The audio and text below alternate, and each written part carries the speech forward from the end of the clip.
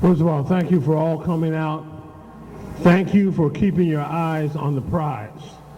Because if we're not unified and directed toward changing the regime, then we will fall short.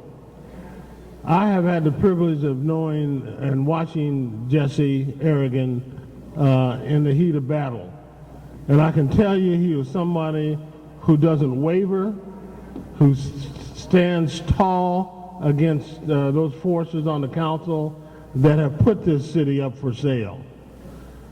I took a few minutes the other night to read one of my favorite poems, and that's Ode to the West Wind by Shelley. In the last stanza, he says something that I think encapsulates all of our desires here. We have lived through a winter of discontent with this council majority for 14 years, and we've seen the transformation of this city into one in which it's barely recognizable. That last stanza says, if winter comes, can spring be far behind? And I think Jesse represents that spring that we're all yearning for and that we're all going to get behind, because the winter that we have endured has wrought so much of havoc on our city, from traffic to ethnic cleansing. And we need a standard bearer, and Jesse is that standard bearer that we can get behind. So I'm very proud to introduce Jesse. Well, that's a tough act to follow.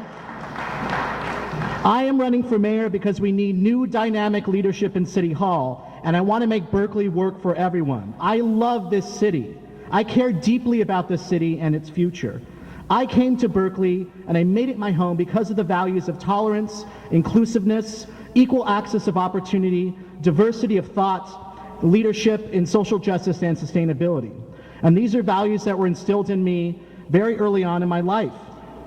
Growing up in my hometown of San Francisco, I was exposed to many political currents happening throughout the world. The fight against apartheid in South Africa, for farm workers' rights, and the fight for democracy in other parts of the world. And these social movements inspired me at a very young age to get involved and be part of the solution.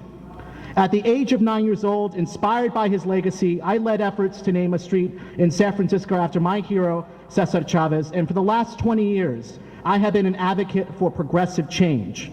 In my 14 years living in this city, I have led efforts to increase student housing, expand renter protections, advocate for zero waste and climate action. I've served on 5 different boards in the city of Berkeley, and I have, on the past almost 8 years on the city council, translated our progressive values into action and gotten things done.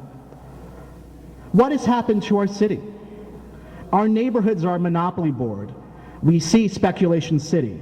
Special interests run City Hall, and the voice of the public is not heard. The issues that will improve all of our lives, working people in our community, are not a priority, but the concerns of big business are. Our city has been handed over to speculators, big landlords, and the Chamber of Commerce. Berkeley used to pride itself in citizen participation and was a trailblazer in progressive reforms. Do we need a mayor that's focused solely on the profits of himself and his friends, real estate friends? Do we need a mayor who's a real estate agent at a time of an unprecedented housing crisis where we see gentrification throughout our city right here in South Berkeley? Do we need a mayor that's rude and contemptible to the public? We need a progressive mayor that will respect public process, that will bring democracy to City Hall, that will fight for social justice and sustainability, and that will move Berkeley into a new era of progressive change. That's why I am running for mayor. To bring my experience, to bring my values, and to help move Berkeley in a different direction. So collectively, we can make Berkeley a progressive trailblazer once again. The challenges that we all face, income inequality, rising rents and housing costs, climate crisis, these are all issues that require innovative solutions and things that I have brought to the table at the City Council that I want to bring to the Mayor's office.